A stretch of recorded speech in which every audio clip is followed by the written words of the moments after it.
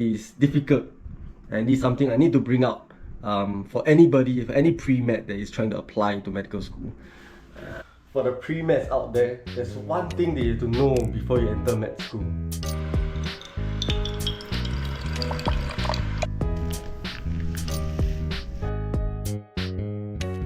No, it's not the long working hour, and it's not about the anxiety and the mental health challenge that every doctor has to go through. So we should talk more about it. And it's not about the fact that you have to work on weekends. It's not about it. It's actually about a much less well-known fact. The thing that a lot of doctors don't talk about. So the truth of the matter is that doctors have to take a lot of exams. A lot. And this is especially important for the Dukies out there that's going to join Duke NUS.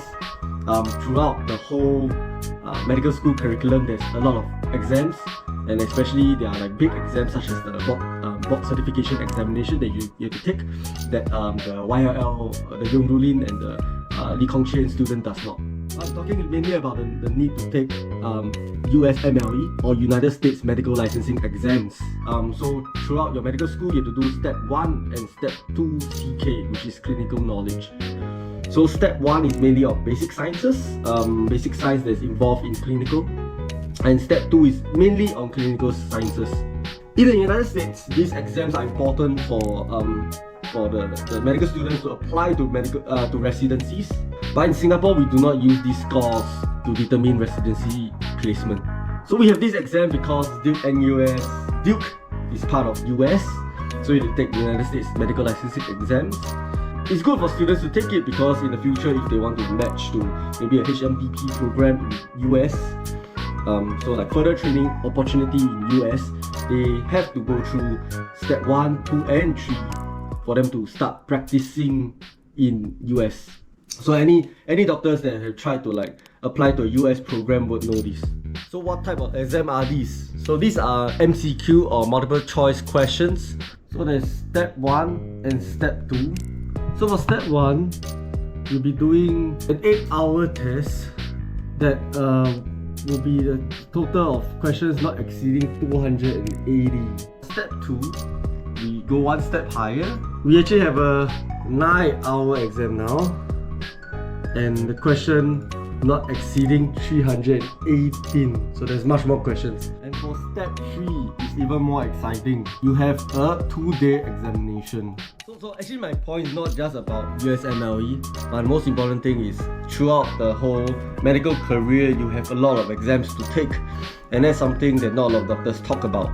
So we have, depending on which residency you're going for, depending on which program you're interested in, to become a full specialist, there's a number of exams you have to take. For the residency that I'm interested in, which is radiology, we have to take FRCR Part 1 and Part 2. That consists of physics and also anatomy, which are crucial things to get you into the residency program. So there are a lot of exams you need to take along the way. Also importantly, you're not actually given time to study for these exams. You have to work full time, and sometimes your work involves weekends. So you have to try to squeeze time out to study and go for these exams.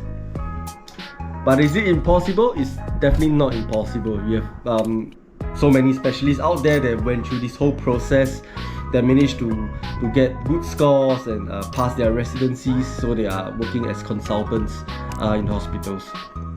So it's not totally impossible, but it's difficult, and this is something I need to bring out for anybody, if any pre-med that is trying to apply to medical school. The life is just going to get tougher and tougher. Right now I'm actually trying to prepare for my USMLE Step 2 CK. So currently I'm at a very good phase of life that I'm doing my postdoc.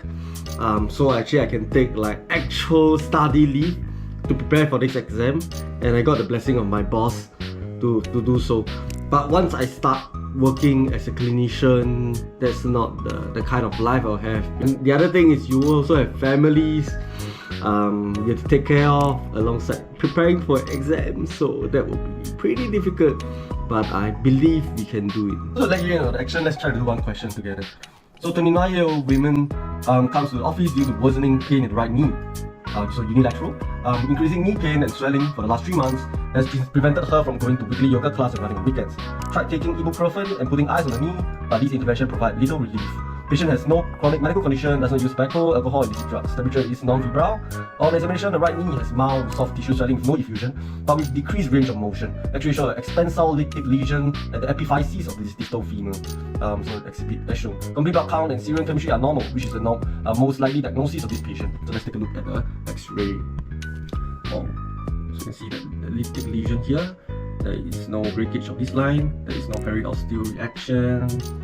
No soft tissue swelling as well. Okay, let's look at options.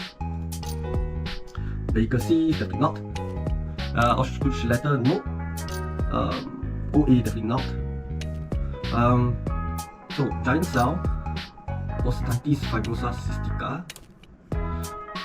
Doesn't look like a simple cystic lesion, it looks very degenerated. I'm just going to go with giant cell tumor. Yep. So giant cell tumor. So you have the soap bubble appearance. You see here, it looks like soap bubbles. So after you finish the question, they'll actually give you like a short answer. And if you're not sure why a certain option they choose that is wrong, you can also like check out why that answer is wrong. So this way you can just do questions and you can learn a lot of topics. So that's one way you can do. You can like learn. But that's one way of preparing for exam. This example, you can see that each question represents like you seeing one individual patient, and you're actually only given around like 1 to 1.5 minutes per question, and you do question in a block of 50. It's as though you're seeing like 50 patients in one shot. So like after seeing 150 patients, you get like maybe like 45 minutes break for you to get lunch before doing another 150 questions. Yeah, so besides just being very fast, being very smart about your choices of answers, you actually have to have good stamina, because how do you do 300 questions in one day, in one sitting, for up to 9 hours? You need a lot of stamina for that. Just put it that way.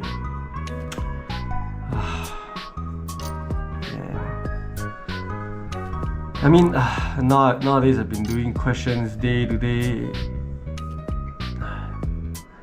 It's just tiring. Good thing is there's an app format for this Q bank, so you can always constantly do it during waiting times for your experiments. Do it while you're queuing in line for a queue to queue for food. You can actually just do questions and you can learn on the go.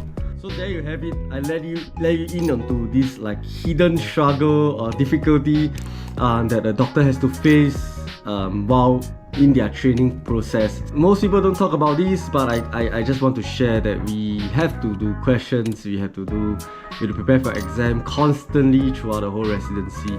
I mean, even when you're still a medical student for Duke and US students. If you like this content, you want to find out more, ask more questions, please let me know in the comments. And if not, just please help me like and subscribe if you want to find out more.